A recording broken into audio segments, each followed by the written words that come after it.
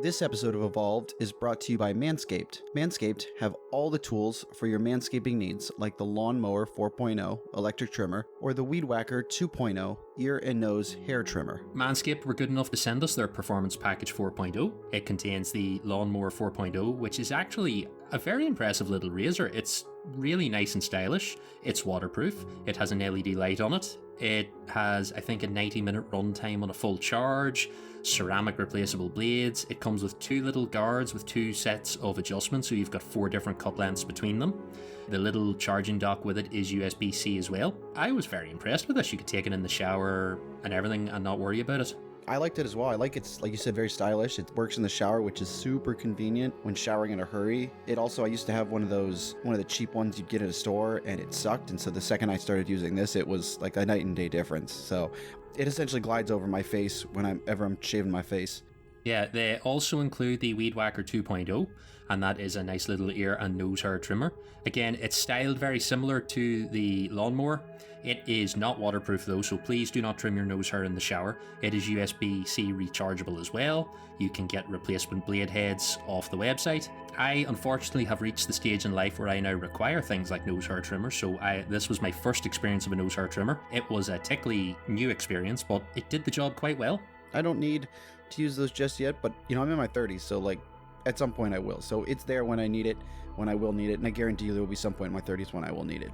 Yep, that day comes for us all, unfortunately. The set also includes their Crop Preserver below the waist deodorant and Crop Reviver below the waist toner.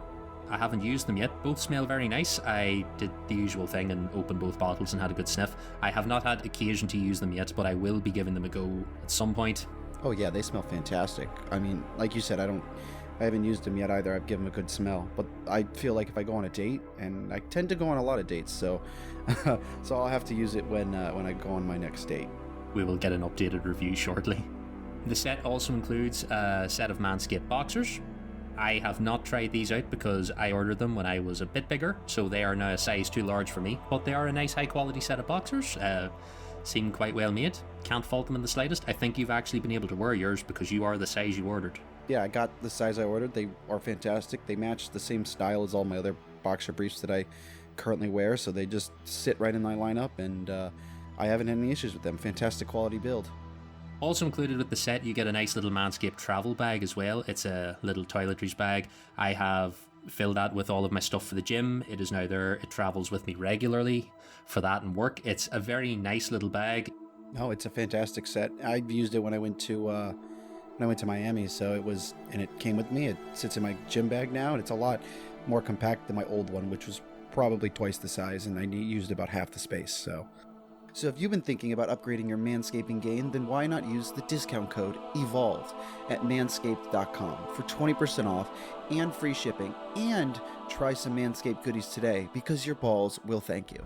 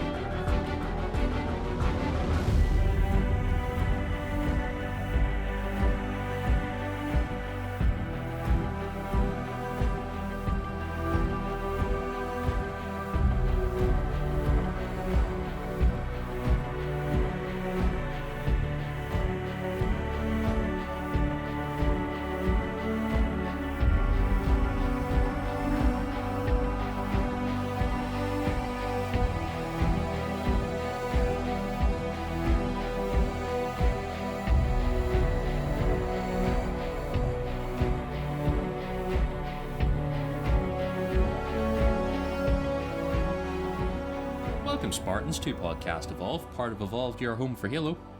Podcast Evolved hosts original lore series, recaps the monthly Halo news. Our current lore series is Infinite Impressions. I am your host Aaron, and with me today we've got Steve. Hello. We've wrangled you back in as our Forge expert once again. I say lore series, but technically Infinite Impressions has just become the Halo Infinite series because, as we'll discuss on the next news show, there's not a lot of lore in this here franchise at the minute. Things are thin, so Infinite Impressions, until further notice, will be your everything Halo Infinite series, which is pretty much just Forge, right? Yeah, well, we've lost cutscenes now, so hopefully we'll at least get some lore via waypoint posts, I would assume, or some way or another. We've got one novel coming, so there isn't much book club happening at the moment. Not too much else. Aaron's Cook Show may still have to be a thing. It's getting dangerously realistic now. We'll have to come up with something. But anyway, this episode of Impressions, we do have something to talk about because if you've been paying attention, you will know that Infinite Season 4 has dropped.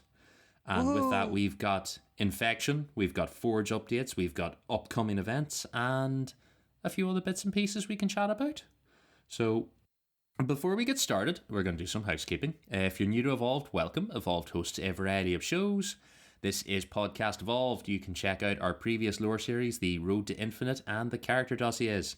We also host a number of other shows, Mission Debrief, which was on hiatus, but we just did a co-op special episode to talk about Halo Infinite's campaign co-op, so you can go listen to that.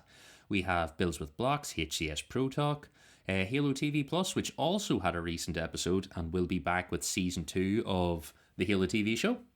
We have the Halo Gear Guide, Halo Book Club, which is now currently up to date. We have covered everything.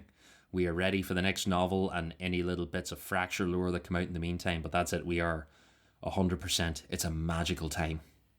And there's Halo headlines, but I haven't done one of those in a while. I might if we get a big load of news, but not at the minute. We'll see. You can get all of our shows over at the website, evolvedhalo.com. If you're already a fan, we would like to ask you to take a moment to leave us a review on your podcast service of choice. We greatly appreciate all of your feedback. We would also like to take a moment to thank all of our patrons for your continued support. Your contributions allow us to keep making this show and do everything that we do. Honestly, guys, thank you very much. I keep seeing people signing up. We get new subscribers. We still get people subscribing. We get people renewing as well. You're like, oh, you subscribed for a year and you're back. You're mad, but we love you. So honestly, from the bottom of our hearts, thank you very much for keeping things going, especially during this quiet Halo time. If you're not already subscribed and would like to become a patron and learn about our rewards and benefits, go to patreon.com/Halo Evolved. There you can learn about the various things such as early access to episodes, unique swag, access to the Podcast Evolved soundtrack, and access to our newest exclusive show, I Would Have Been Your Podcast. The last episode featured me, Lucas, and Colin. And we will probably get back with an episode soon with more Star Trek talk because there's more Star Trek for me to talk to Ian about. And finally, we would encourage all of our listeners to support us through Audible, where you can enjoy the growing collection of Halo novels all in one place, along with thousands of other novels, guided wellness programs, and more.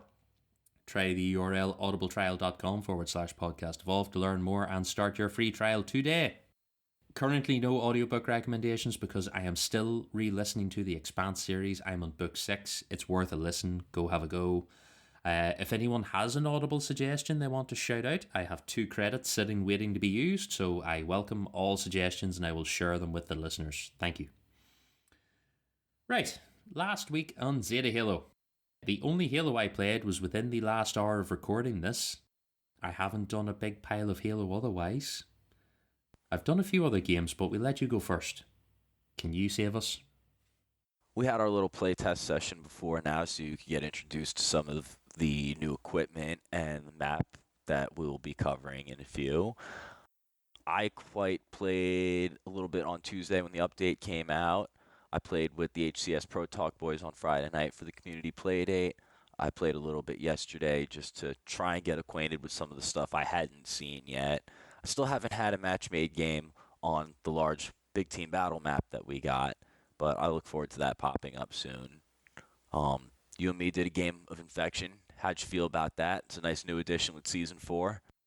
Yeah, I enjoyed it. I was completely thrown by the fact we landed into the match, and this is my first time in a while, and I was like, oh shit, there's more level in this level. Because I was running around, I was crouched in a corner, I got took out by an infected, and then I was like, oh, there's side areas opened here, and then sort of got distracted exploring those. I had a good enough time. I always do enjoy Infection. I'll have to get another go at it on a few different maps just to like get my sea legs back under me. But no, I always enjoy a little bit of infection and mucking about. We got thrown into a match on Behemoth, and that was the singular match that we played. That's probably a little bit of a stretch for the first match of Infection, popping back into it. And finding the new area was a little interesting. I think you took a little bit to figure out where it was. It's definitely an interesting experience with the updated maps for sure. They've opened up some areas that we didn't have access to before. If you've played around in Forge recently, since the last major update, we've been able to open up some of these areas ourselves. They've also blocked off some doorways and access points, so you don't have as many shortcuts as you thought you might the first time you load into one of these maps.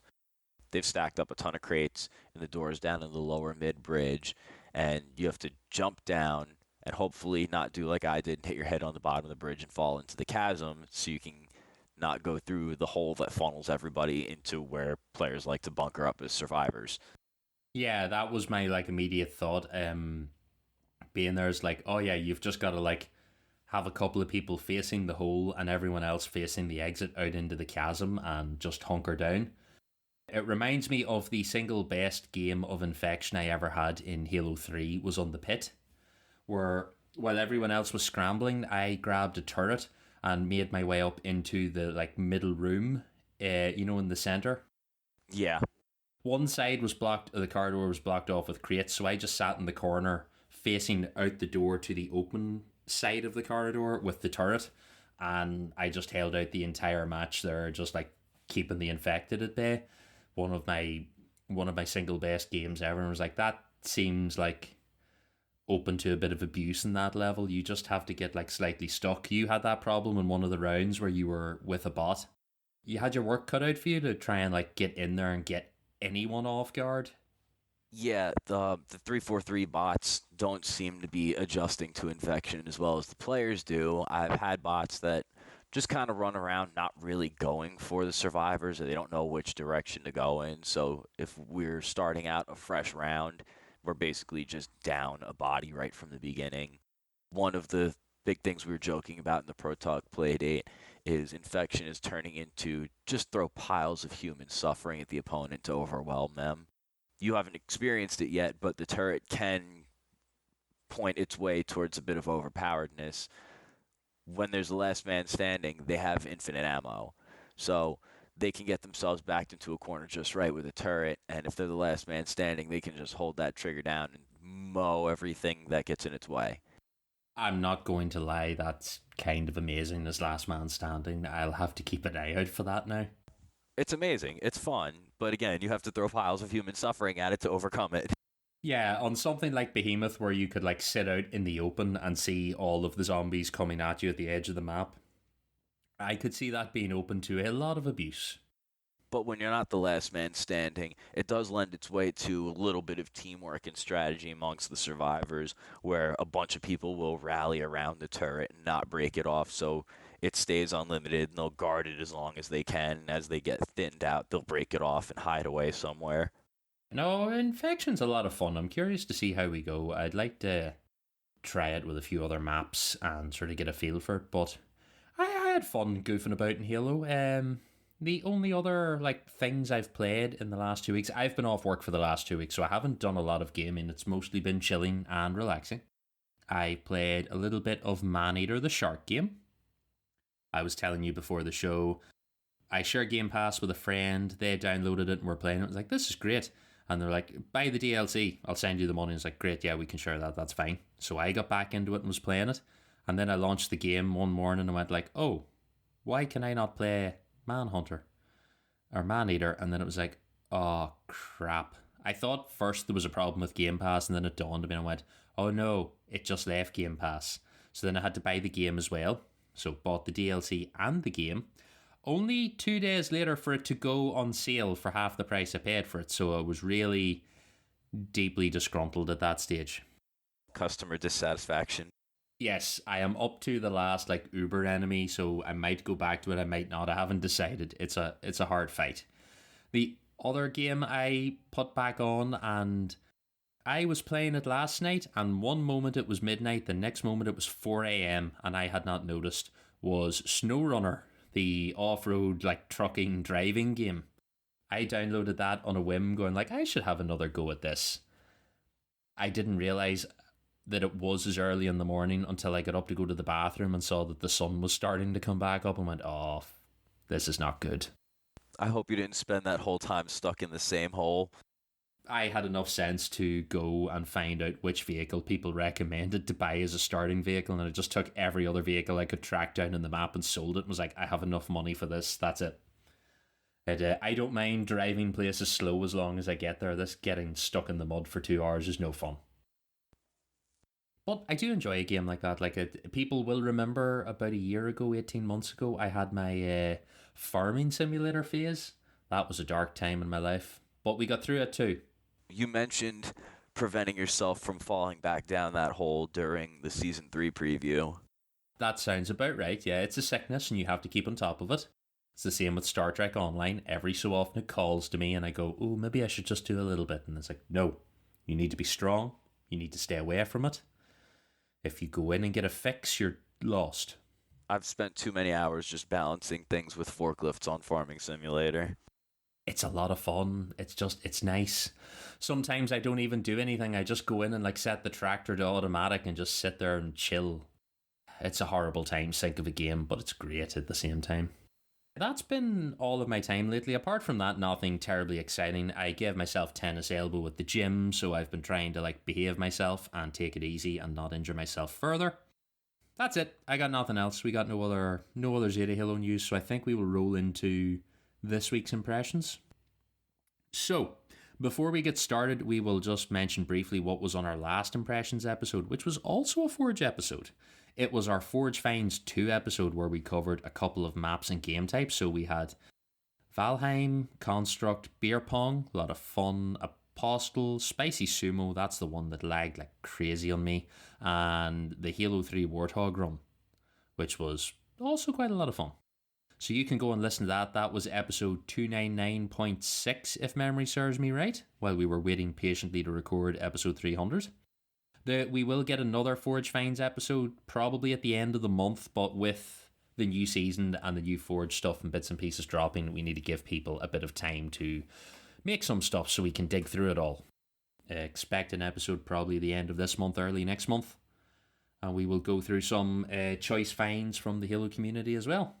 But now we're going to discuss Season 4. Just so you know, we're not going to dive into all the nitty-gritty numbers and details because we will cover that in the monthly news on next week's show. This is more just a chat about things, our feelings, general lay of the land, stuff like that. Our initial Infinite impression. Yes, our initial Season 4 impression and what we thought from our little bit of playing about and goofing about earlier. Do you want to lead the discussion on this and I will chip in where I'm needed? Sure thing. So with Season 4, we'll start right off. We'll go in the order that they've been talking about on Waypoint and updating with their update notes and their patch notes. We've got career rank. We've got new battle pass customization, armor cores. We've got weapon models. We've got new equipment, new maps. We've got new features in Forge. We've got a standard layout of bug patches and fixes. Some of those people are really thrilled about. Lots of little quality of life stuff to make things easier as you make your way through. Small menu improvements, a bit of a store overhaul because that's what they need to be focusing on. Love it. A little bit of balance changes to some old gear. There's a balance change to the threat sensor. I think we could start right off with our career rank. They've brought back a military-style ranking system in multiple tiers. We've got our bronze, silver, gold, platinum, diamond, and onyx. 15 ranks amongst each of them, 3 grades amongst each of those. Can gain career progression rank by playing multiplayer. PvP, it gathers your individual player score at the end of each match, and that's how you rank up. It's not experience-based. Don't jump in expecting to use your double XP boosts to boost your career progression. You were gaining some in bot bootcamp.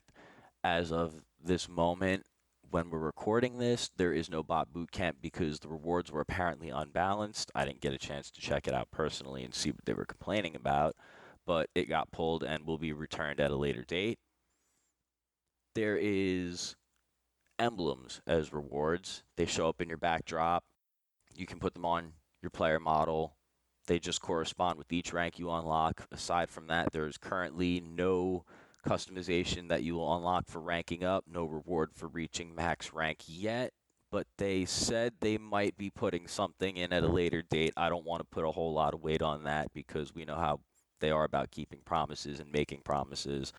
I am disappointed that there is not something for this as it stands. I think that was like a missing something they could do there. That would have been like some sort of incentive to rank up, like apart from just getting your rank, to work towards something would be nice.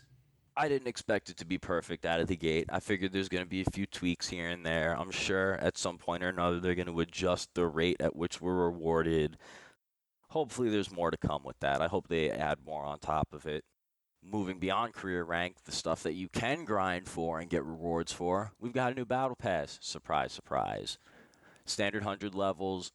We've got a lot of shaders piled in there, lots of duplicates. A lot of people are disappointed about that. 343 promised that we would start seeing single shaders that would apply across multiple cores so we wouldn't have to unlock them individually. It's starting to work its way in that manner. We're working our way in a step-by-step process. Some of the premium coatings are a singular unlock for all of your cores, but a lot of the other coatings are still spread out individually. Next season, we should start seeing the implementation of more coatings being just a singular unlock. We're still getting shoulder unlocks separately. Hopefully that'll change again in the future, but it looks like, they need to be able to pad out the battle pass a little bit. Yeah, I suppose I kind of get it, but at the same time, like you said, I would join the disappointed crowd on that one. Yeah, we've got less cores piling up nowadays. It seems like they're not interested in throwing too many new cores at us. We've got a single new core this season. It's the Hazmat core, and it's themed around infection, and it seems like, health and containment. There's a fair amount of customization for that core in this battle pass, and there's also some Mark 7 stuff filtered in there. One of the great things about some of the Mark 7 stuff is we're getting body colored attachment pieces now. Hooray, hooray, no more gray blocks. I do wonder if the fracture stuff should have just been outrageous, like pieces for your season core instead of like its own separate fictional core. It should have just have been like crazy equipment or crazy helmets and stuff for your existing core, whatever that season is. So you would have got, instead of like the Nazi space core, you would have got World War II funky pieces that you could put onto your existing core that season. I wonder if that might have been the better route, because those cores are starting to pile up, and like it's not going to be too long, a few more seasons before you are scrolling for a while. I don't want to have to do any more scrolling when I get through my cores. As it is, I forget which ones I have because they're all the way buried on the right side, and I can't be bothered scrolling that far. I've already got enough options to go through as it is. Yeah, no, I definitely think it would have been nice if the core was just, this is your core for the season, and we have a fracture event, and it's like weird, outlandish, shoulder, chest, helmet pieces for that core that are not canon, but we just were throwing them in the mix instead of a separate core. I think that's maybe something I would like going down the line, cut down on cores. While we're waiting for crosscore, I think the best thing we can hope for is they just make everything they have an idea for work on the existing cores that we have. We're going to see Tenrai coming back. We're going to get more use out of the Yoroi core. Cyber Showdown's coming back. I know most of that tended to be Mark 7 focused, I think, but maybe it'll give us other pieces for other cores that we already have. That would be cool. We could still use some more entrenchment pieces. I've got a lot of these fracture cores with not a whole heck of a lot of armor on it because I wasn't trying to pay a ton of money out of the store. They didn't give us a whole lot of natural unlocks in the game for them. No, like I equipped my reach core and I kept it at that. That was it. I never went and really dived into any of the others. I have my reach core. I put my bits on it. I'm happy enough. I would just be happy if I had more options for stuff to like splash onto it. We'll see. They kind of have a lot on their plate. I have my moments where I want to be a ninja samurai, and then I usually stick with the Mark 7 core. I try and keep it simple, not too bulky, not too many attachments. I like to try and keep the colors somewhat basic. Very Halo 3 style builds I do with my armor set, and that's where I'm comfortable. That's what feels like home. What did we get next? We've got new equipment that we tried out. Now we did a little bit of playing about with this. Now, what are their proper names? Because I keep forgetting. Okay, the quantum translocator is our teleporting equipment, but a whole bunch of us in the community have taken to calling it the continuum transfunctioner. Some of you may get that reference. Pro Talk guys were joking about it a few times. And we've also got the threat seeker, not the threat sensor. It's an updated version of the threat sensor, but functions a little differently. And I know you failed to see a whole heck of a lot of use for it, but we also had to drop one onto one of the maps so we can play with it because we didn't find one in matchmaking. As we played with it, I see like I can see sort of a use case for it, but we did notice a few things like its actual effect doesn't last very long at all. I think that could maybe do with being ticked up a little bit, especially when it's sort of like a passive ability like that. So if you haven't seen it, the threat seeker, like the threat sensor, like the shroud, you shoot it, but this has one ricochet, and then it deploys like a second later, and it shoots out in a ball of effect, like very similar to the threat sensor, but it highlights any enemy within line of sight in red. It doesn't matter if it's through walls or otherwise, your whole team will see them, and that's lasting what, 4 seconds, maybe 5? It's not very long. It doesn't ping anybody through walls, but it will show their outline through walls. Yes, so you have to be in line of sight. So if you are behind a wall or behind something else when it deploys, it won't highlight you. But say, for example, like where we were playing earlier, and you had the survivors down a tunnel and there's a roof access, you could, in theory, shoot this down the roof access, bounce it into the tunnel, and highlight all the enemy players for a brief period of time so you could then see them and have some idea what you were about to do or what you were about to get into. Like, I can kind of see uses for it, but there are, I think, a longer effect time would be a good start because I think it's very short. Like, we talked about that even when we were playing. Like, it doesn't last long at all. And one thing to note about it too is if you've been pinged by it, there is a bit of an indication on your screen. You get kind of a glowy effect, or I'm guessing you do if you have all your settings turned on. I don't know if it shows up with some of your settings turned off, but people being pinged can see that they've been pinged, so they have the ability to strategize based off of that. Yeah, like there's ways around it. So that would be something. I also we did talk about it as well. Kind of like the Reach grenade launcher. It would be nice if you could hold the equipment button and let it ricochet and like shoot on and then activate it when you release the button. I think that would have been a nice touch that you could, like we talked about, you could shoot it up onto maybe the roof of a level and ricochet it down into the far side of the player's area. Whereas at the minute, you shoot it at the roof and it hits the roof, and a second later it deploys, and that could be in the sky. Like the grenade launcher, I think that would have been like a nice feature if you could chuck it and then let it deploy when you release the trigger or the equipment button. Something like that might be cool. Yeah, I missed that piece of equipment in Reach. That was a fun way to strategize. And you could bounce that projectile through hallways as well. Imagine being able to bounce the threat seeker down a hallway, just holding the trigger down, waiting for it to get to the end to release. Yeah, also, I do think it's missing a trick that it's called, I've just thought of this, it's called the Threat Seeker, and it doesn't have any kind of like homing at all. Even like a needle. I think if it like could follow a target slightly would be nice. Just a tiny bit of magnetism. Yeah, a tiny bit of magnetism would be nice. Like if you could shoot that up ricochet and have it like go in the direction of an enemy player on the rebound, that would be cool. Because it doesn't like stick to you permanently, but if it's shot at you and then you could like trigger it, that would be cool. I think there would be, it's probably not room for changing it now, but it would be nice. And then we've got one other piece of equipment. I spoke about it before, the quantum translocator. And this is pretty much UNSC engineered version of the Knight's Promethean teleporting. It's got an interesting set of features. You pop it one time and it has a little bit of a usage delay and it doesn't send you anywhere. It leaves a rift behind.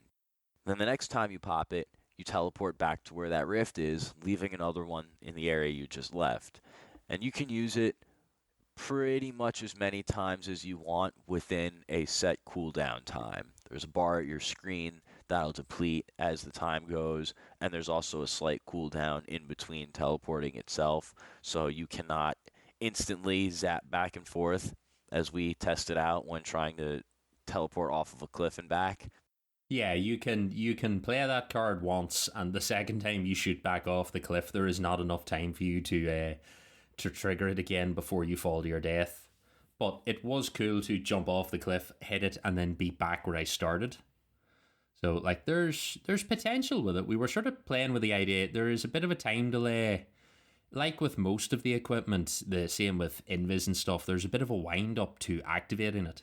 So I was getting the timing horribly wrong, but I thought, could I run it a grav cannon or a man cannon, trigger it, have it deploy the first like spawn point in the man cannon that I could then shoot to the far side and then teleport myself back and like just fling myself again. But the timing on that was quite off. And what usually happened was it actually triggered the respawn point in midair. So I would land at the far side and then shoot back up into the air and then drop straight down. It's an interesting device. I think it has a lot of potential for fun. I don't necessarily know that I'll be making the best use of it though, but I could see some interesting plays with it. It's going to be powerful not based off of its raw ability, but off of the people who are going to make insane big brain plays with it. I could see it being something like the enemy team's returning the flag and you're at their flag spawn. You drop one, you run off around the corner, they send the flag back, you immediately beam back in, grab the flag, and run like fuck. I saw somebody utilize it on Aquarius where they had the rift on top of the base where the flag deposit is, and they were running the enemy flag back, and they threw it up onto the ledge and then teleported up to the top of the ledge instead of running around or jumping and climbing up. Yeah, like I think there's use for it. It's an interesting piece, and like it has a fairly decent length of time that it runs for, so you can get a few things. And like you maybe 4 teleports back and forth. Like that seemed about right. Maybe 5. It wasn't much more than that because of the cooldown time, but like that's enough time to have a bit of fun with it. I'm sure you can maximize your efficiency off of it once you start running plays and getting the timing down as well. All right, so moving on from our new equipment, we've got our new game mode is Infection. We've already covered that a fair amount. I think we could cover the basics real quick. You get your Alpha Zombie, has a bit of cloaking. When you crouch or move slowly, you've got active camo. I believe the Alpha Zombie had Shroud Screen. And then the Beta Zombies would get the Quantum Translocator. So if you play Infection and you're looking to play around with that new piece of equipment, you'll get a lot of use out of it once you've been sliced and diced. Yeah, like that's when I first got it and I didn't realize what it was doing because I clicked it the first time and got like the zappy effect and I was like, what the hell happened? And then I was running around going, am I invisible? Have they changed invis for this? Because I was like completely confused also with being infected. And I was like, oh no, I'm just an idiot. Right. And then I started to use it after that.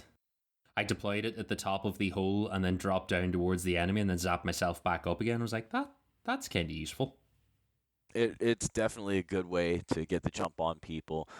Nathan and I played earlier in the week, and we played a bunch of Infection, and at one point he was one of the last men standing, and I was infected, and I was coming at him, and I kept playing bait and switch by teleporting in front of him and then disappearing away when he came to attack me and then teleporting back in. It made for a fun experience. Somebody was also throwing shroud screens down on us while we were doing it, so he couldn't see what was happening, and it was quite a chaotic experience. I think with a bit of coordination, those pieces of equipment could be used quite well in something like Infection. But you need a little time to see what the community sort of like makes out of them and how they decide it's fun to abuse them. We'll also see what happens with Forge maps being designed around that equipment. The Infection maps I've played are lots of the vanilla 343 maps, Bazaar, Recharge. We played on Behemoth. Streets I've played on. They've all got various areas blocked off and opened up. But what's interesting is they did a really good job of not giving any particular cheesy hiding places. There's no spot where somebody can crouch in a corner and you won't see them until the very end, unless you're just blatantly not checking corners or behind crates. There weren't too many cheesy spots where you couldn't jump up and attack a person and they had nothing but an open line of sight at you before you can get to them. It was pretty balanced and pretty fair just about every game I played, assuming the teams were set up properly and there weren't bots or people quitting. I had fun with it. I don't see too many problems, at least not initially. No, definitely a lot of fun. And then where do we go next with this map? You want to cover the maps? We can cover some new maps. We started on the new map Scar, which was the big team battle map. How do you feel about that one? As I got to run around it, I was getting a feel for it. The initial dark sort of set dressing piece, I was like, oh, okay, a dark map.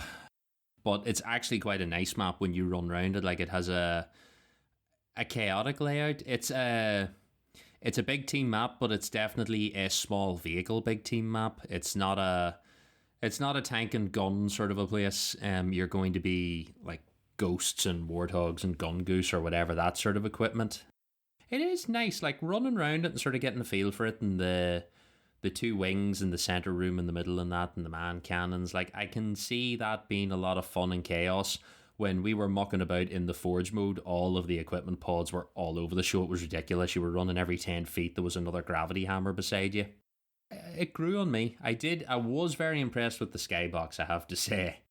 Definitely a nice sort of like atmosphere with the sky train in the distance and all that.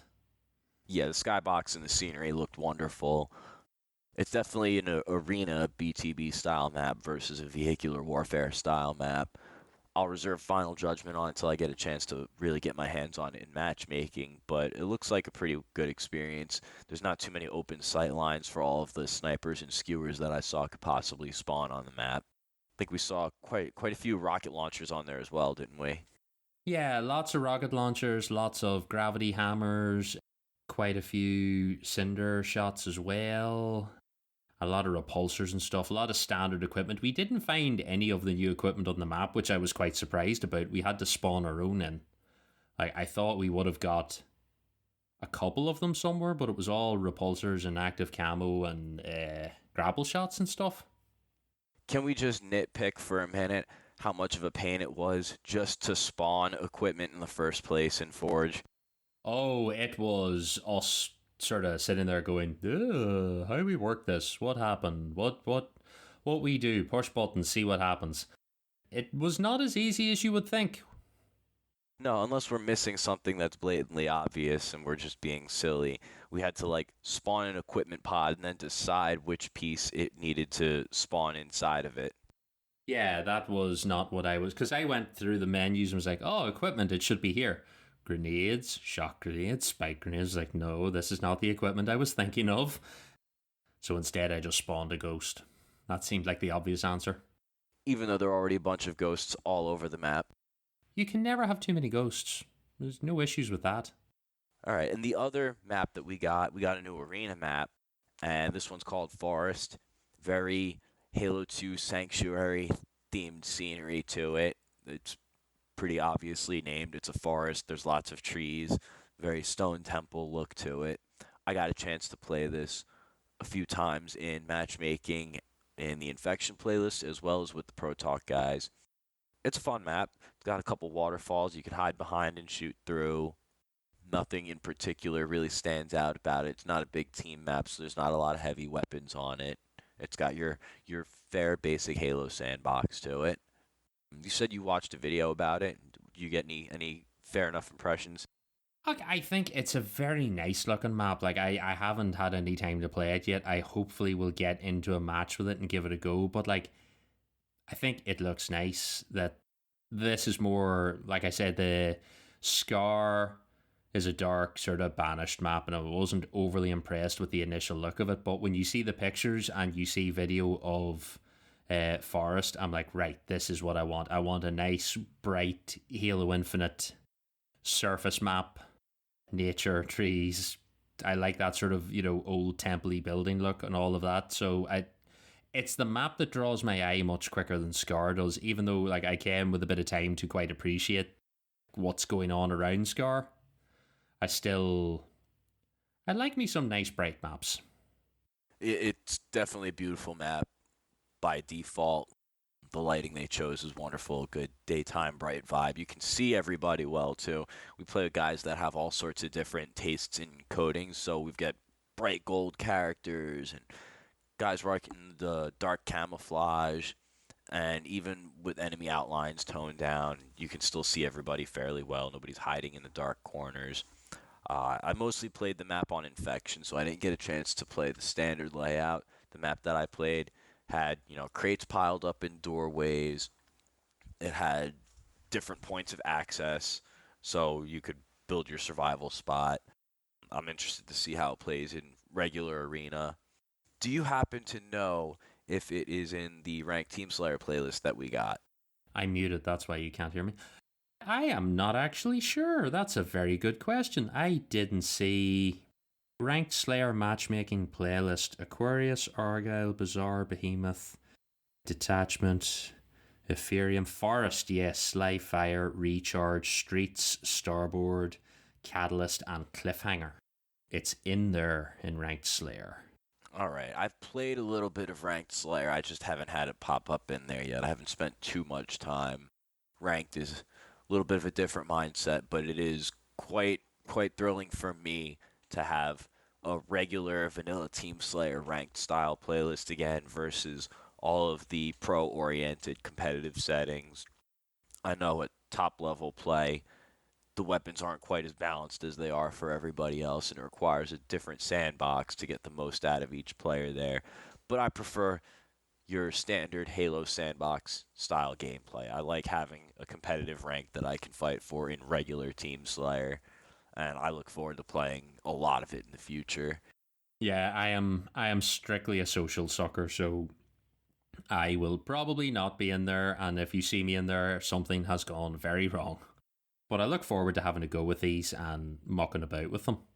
I mainly look forward to it just because my experience in social tells me that we'll have a lot of players leave or a lot of players AFK because social doesn't really, it doesn't matter quite so much, quote unquote. It's not as sweaty, so to speak, so people aren't going to take it quite so seriously. And I just have those games where I get really frustrated when I realize we're losing by a landslide. It's because we're missing two people and there's three people standing on the edge of the map doing nothing.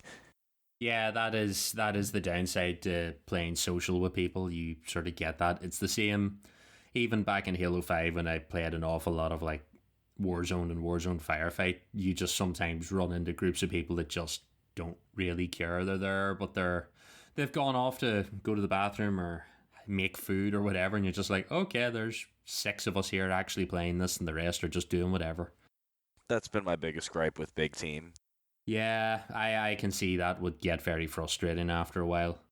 It is what it is. I don't know what the answer is there because the bots are just about as useful as an AFK player sometimes. Yeah, and of course, a ranked match isn't going to replace a player with a bot either, so it is punishing when it happens there. But it's it's definitely nice to have that experience where people are less likely to leave, just if nothing else. I do wish if they booted a player for an activity, they would give you a high level bot. Like, do you remember the high level Spartan difficulty bots when we were playing like the? Oh, when we spent most of our time just being dead. Yeah, you were screeching and crying, going, no, no, no, we've had enough, we've had enough. I feel like if they boot someone for being AFK, they'd be like, right here, just have an absolutely brutal bot player. Enjoy. Because it's only one, it'll be fine. Could be the best player on your team. Imagine you finish a game and the MVP and your team's the bot. That would be punishing. Yeah, you're just not going to feel good about yourself. You're going to play another game and try and hide that match report somewhere, but like, that would be nice. Not for players that didn't match make in or whatever, but I do think just like, yeah, you haven't moved in 60 seconds, you're out. Here comes Uberbot. One thing I will note with the new Ranked Slayer playlist, starting weapons are Assault Rifle and Bandit. versus your assault rifle and BR or assault rifle and sidekick. So it's something to keep in mind when you go to jump in on it. Motion detector is enabled, but I noticed a bug in the heads-up display when you start the game or when you pause the game, and it says in the game description that there is no radar. So that's a fun little Easter egg there. All right, what do we got? I guess we can move on to the new Forge features. We finally got water. We can place and scale water. It's wonderful. Yeah, I saw that. That looks nice. I look forward to much use of water and not shiny glass or shiny surfaces or holograms or whatever else people come up with, which is very creative. Yeah, like a lot of it's quite creative, but I look forward to puddles. We've got new Forerunner objects. We've got some new visual effects, bunch of decals. I won't get too in depth on what we got there. Without getting too in depth, what would you say are like, give me your three most exciting Forge things so far that you've seen? Because, like, I'm sure we'll talk about it more when we do our next Forge finds, but if you had to pick like three Forge things you're getting that you're like, okay, this excites me. I assume water's one of them. I don't remember if it's new to this update or not, but I do like some of the iron gate doors that I've seen around Bazaar that they used to open and close. I think they might be on streets as well. The Spartan body props from single player are now able to be used in Forge, and they're also colorable. That's a debate for another day in terms of customization. I won't get down that hole. I saw that exploding on Reddit. I saw the post and I went, oh, I was like, damn it. Why now? Oh, yes, we'll talk about that another day. I was putting my face in my hands at that stage going like, oh. A color picker. What do you know? On the prop dead Spartans. Yay.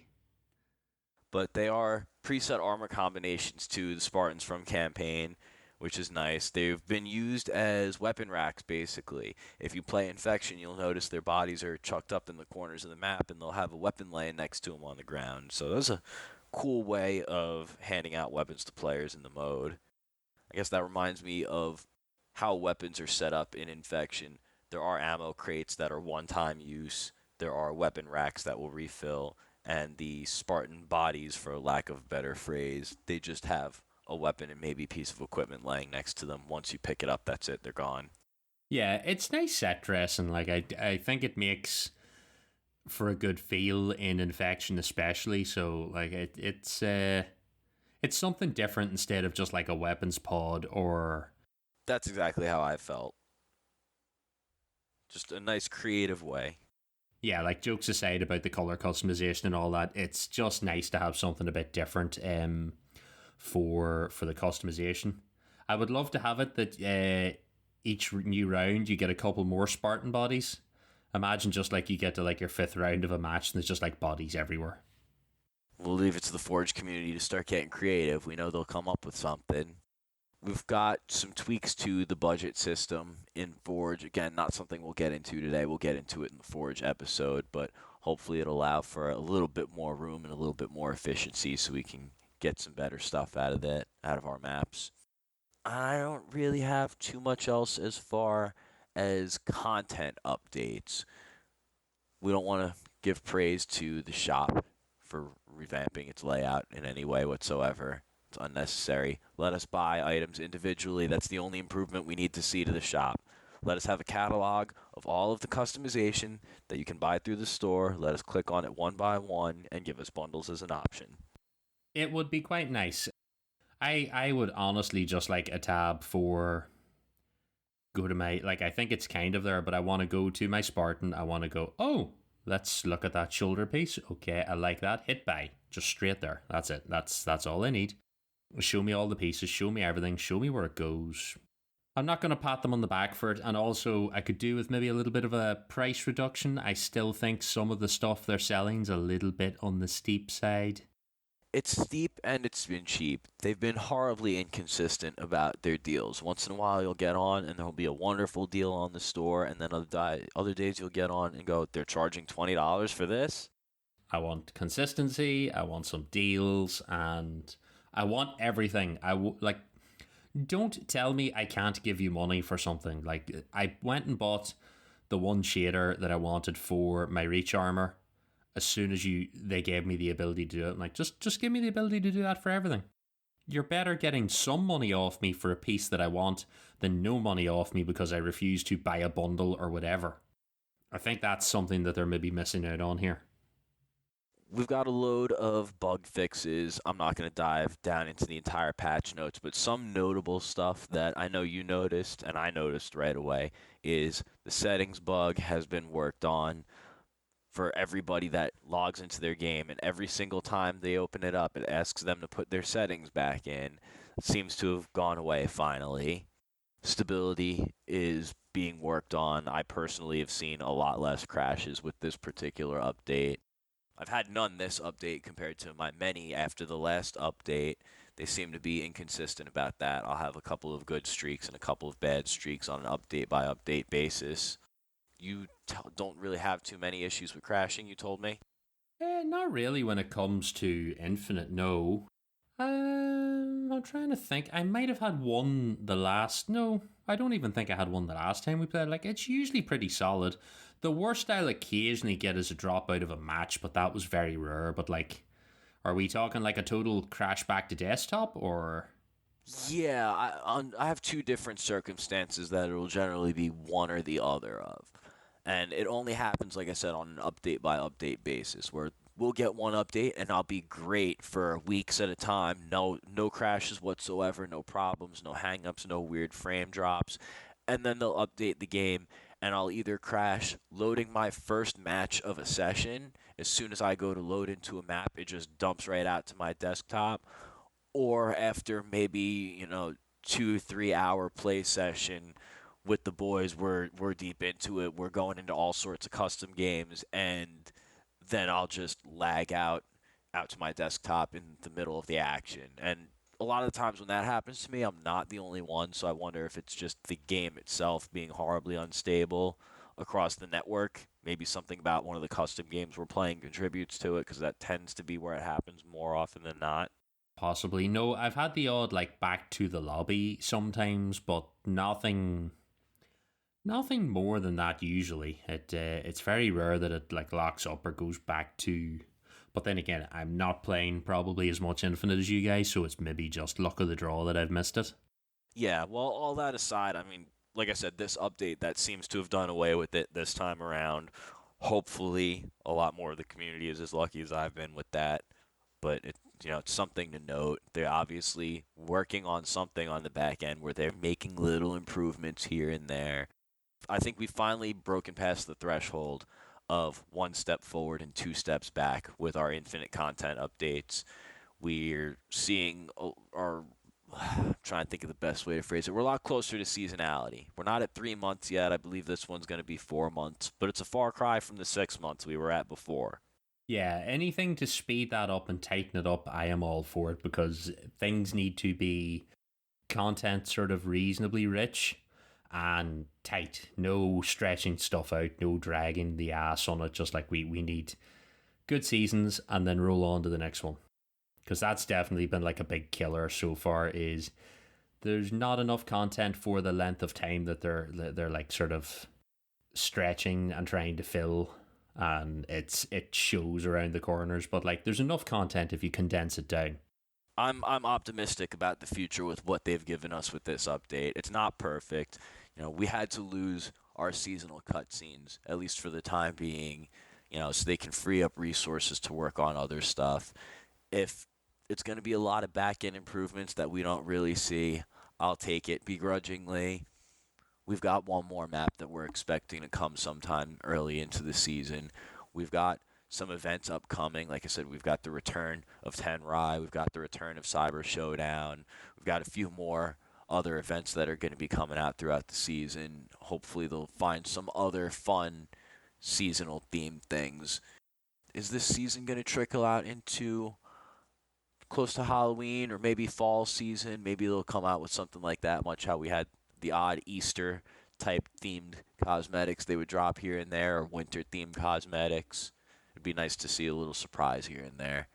Right, is that us then? Well, I think that probably wraps us for this chat about season 4 for now. I think will we meet back here at the end of the season and see how it all went down? Yeah, I think that'd be a good idea. We'll see what broke, what got fixed, what they've added, how they've overcome some of the hurdles in the time period, how we feel about it past our first impressions. We'll see what the Forge community's done with some of these new tools and options, and we'll see what some of these events have brought us. Yeah, and hopefully we will see then how season 5's shaping up and go from there. Hopefully we start to see a consistent pattern with things. So, like I said, I think then that'll maybe do us for now. We will get you back for a Forge Finds episode 3 later in this season once we get some nice new creations going with the new tools and options available. We will get you back in to check those out. Alrighty, and huge shout out to the Forge community and all the guys out there making all the great custom content, because they're going to be what keeps us going through the rest of this content drought. Yes, community creations are the lifeblood when content is lacking, so I look forward to seeing more fun game types and crazy shit going on with the new equipment and stuff, so we will see how we go with it. Right, guys, thank you for joining us for another episode. I don't know what our next Infinite Impressions episode will be. We will see what the content is. Maybe a Fractures event lore or something. We will have to find out. You can get every episode of all of our shows on the website, evolvedhalo.com. If you want to listen to everything all in one feed, search for Halo Podcast Evolved in your podcast service of choice. Once again, special shout out to all of our patrons for your continued support and helping to make everything possible. Head over to the website, patreon.com/Halo Evolved, to learn more about signing up and becoming a patron today. And finally, if you have any thoughts on this episode, other episodes, Season 4, Forge, whatever, the weather, you go mad, you can leave us a voicemail. It's 205-EVOLVE, that's 205-386-5833. And with that, I have been your host, Aaron. And I'm Steve. And until next time, Evolved. Evolved!